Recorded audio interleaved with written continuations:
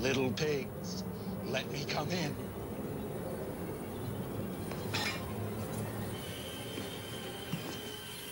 Not by the hair on your chinny chin chin. Then I'll huff, and I'll puff, and I'll blow your house in.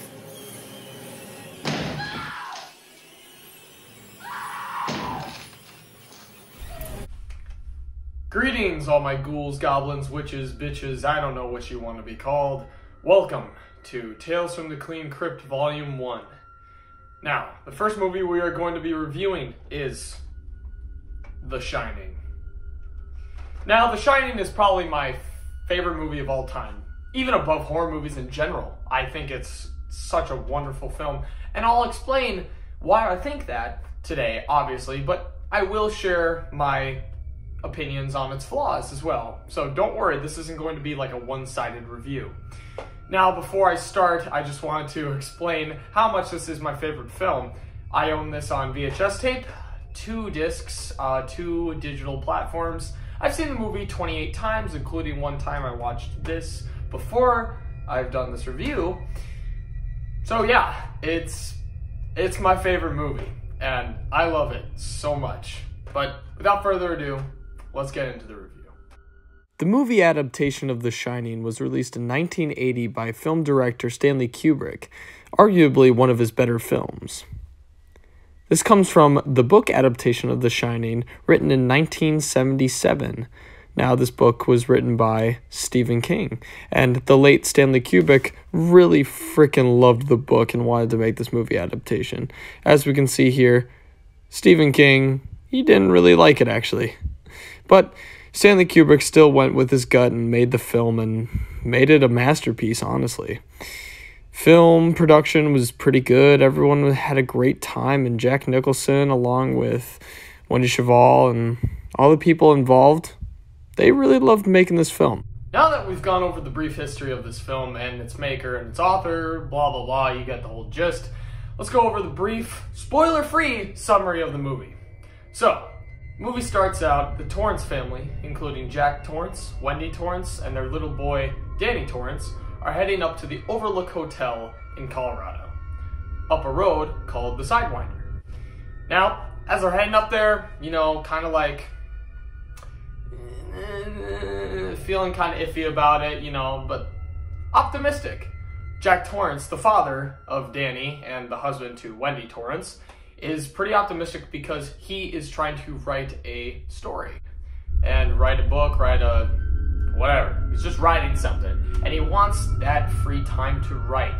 So he's really optimistic about it. Wendy and Danny are pretty excited about it too. Danny's kind of sad though. He won't have any of his friends, but he does have his little imaginary friend. As they head up, it's pretty chill.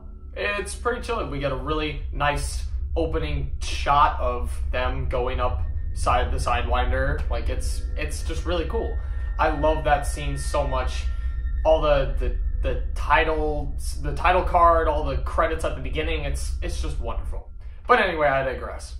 They get to the hotel and they kind of learn the ropes of what they have to do over the winter, and learn that, well, not learn, but they know they'll be alone. So it's kind of the last human contact they'll have before snow comes, obviously.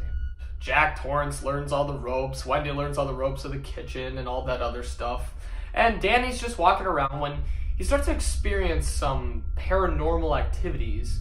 Now, this directly relates to a certain power that Danny has throughout the movie, and it's kind of his backstory, I guess. And this power is called The Shining. Now, go figure, it's the name of the movie. But The Shining is like, in the easiest way to describe it, a way to see ghosts, kinda. It's like it's a superpower. Like, Danny can see these ghosts and all this other stuff. So, he sees these twin girls, ooh, spooky! And yeah, they move on. So, once everyone leaves The Torrance family is on their own, and Wendy and Jack Torrance are doing pretty good. Danny will ride his little tricycle around the halls, and Wendy will be doing something, I don't know, and Jack is just trying to write his book or play. I can't remember, honestly, even though I've seen the movie 28 times. That's really sad. Early on dementia. Jack can't focus. He can't. He finds himself getting distracted easily, wandering around the hotel, throwing the tennis ball at the wall. It's a very confusing thing, and we honestly start to see Jack Torrance kind of slip into a mad state where he's not acting the same, and you see this throughout the whole film. While Wendy Torrance and Danny Torrance are just doing their own thing, basically. One of my flaws with this is kind of some parts of it seem boring, because you're just watching Danny and Wendy like doing random stuff, and you're like, how's this kind of like, you know, do anything for the plot? But it's whatever. Once you watch it a couple times, it honestly doesn't get boring. Like, I've watched it 28 times. I've mentioned that 3 times in this video, so yeah. Wendy starts to notice like Jack kind of like behaving in a little weird way, and we learn that Jack is a recovering alcoholic. And all the alcohol has been, obviously, because it's like the winter and all that stuff, it's been removed off the premises, so there's no alcohol for him. But he's really struggling mentally, and Wendy starts to notice that and kind of picks it up. Danny notices too, but he's got off in La La Land with his own imaginary friends and the ghosts that haunt the hotel. Danny encounters a spirit, and the spirit like attacks him, basically strangles him, but it doesn't kill him, it just gives him some bruises around the neck. Wendy sees this and thinks it's Jack, because Jack had a previous experience in abuse of his son, which is a really dark moment, and it was out of an alcoholic rage. Wendy thinks it's Jack, and she gets mad at him. Now, Wendy goes to find Jack and sees that he's sitting at this empty bar talking to himself. It's kind of a weird scene, but you're gonna have to watch that. I'm not gonna spoil it. And Jack goes and checks it out, and he finds a specter. He finds the specter in a really weird and grotesque scene where we see a naked old lady, and it's not that good. It's honestly one of the creepiest parts, but that's why I think it's so good. Anyway, Jack, he goes to Wendy and he says, I didn't see anything, because he doesn't want to admit to her that he did see something. He thinks he's going crazy. More crazy stuff happens, and Jack is starting to lose his mind more and more.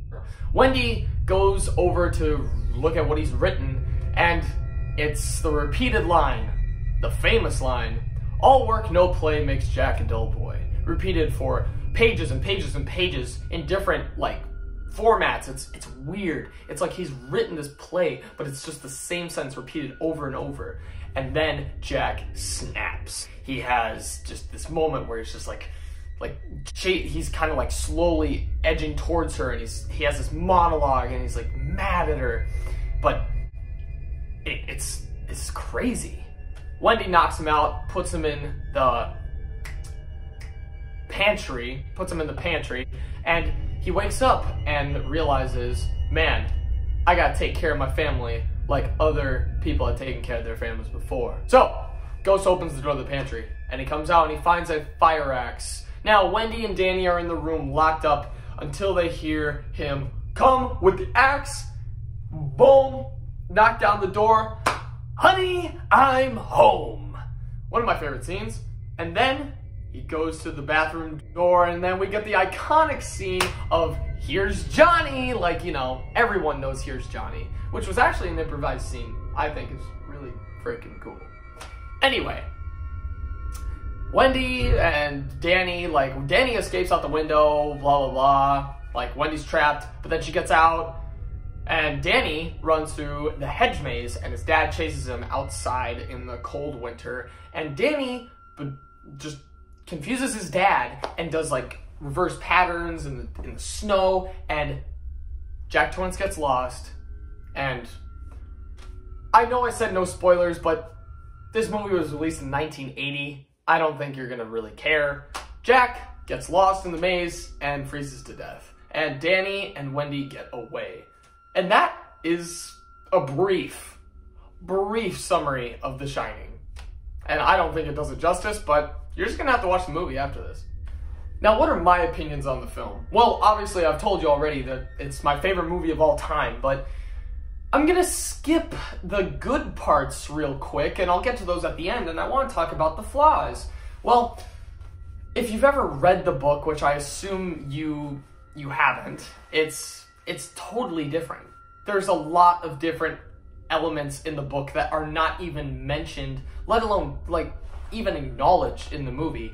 And that, to Stephen King's dismay, was the defining factor, which is why he hates the movie. He does not like The Shining whatsoever, and I think that is a big flaw, whereas the newer release of Dr. Sleep is 100%, almost 100% true to the book. The first movie, The Shining, isn't, which honestly loses a lot of its potential, but in my mind, it's still a pretty good hitter.